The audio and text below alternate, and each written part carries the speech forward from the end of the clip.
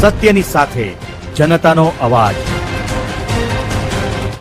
આપ જોઈ રહ્યા છો 24 ન્યૂઝ નેટવર્ક। તાજા સમાચાર, ઝડપી અપડેટ અને સચોટ માહિતી 24 ન્યૂઝ નેટવર્ક સમાચાર સૌથી પહેલા।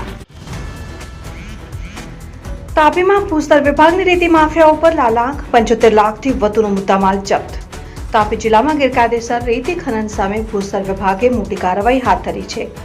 નિઝર તાલુકાના સુલવાડા ગામે તાપી નદીમાંથી રાત્રિના સમયે આધુનિક સાધનો વડે ગેરકાયદેસર રીતે ખનન કરવામાં આવી રહ્યું હોવાની બાતમીના આધારે ભૂસ્તર વિભાગે મધરાત્રિએ દરોડા પાડ્યા હતા। મળતી માહિતી મુજબ ભૂસ્તર વિભાગની ટીમે રાત્રે અંદાજે 2 વાગે સુલવાડા ગામે દરોડા પાડીને ગેરકાયદેસર ખનન કરતા તત્વો સામે કાર્યવાહી કરી હતી।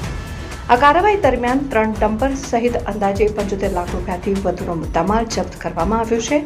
તાજેતરમાં ફરીથી જવાબદારી સંભાળનાર અંકિતા પરમારની એન્ટ્રી બાદ પ્રથમ જ દિવસે આટલી મોટી કાર્યવાહી થતા રેતી માફિયાઓમાં ફફડાટ વ્યાપી ગયો છે।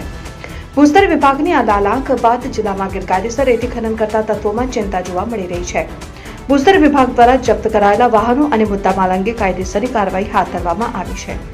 વિભાગે આગામી દિવસોમાં પણ ગેરકાયદેસર ખનન સામે કડક કાર્યવાહી ચાલુ રાખવાનો સંકેત આપ્યો છે। રિપોર્ટર હાર્દિક જોશી, તાપી 24 ન્યૂઝ નેટવર્ક।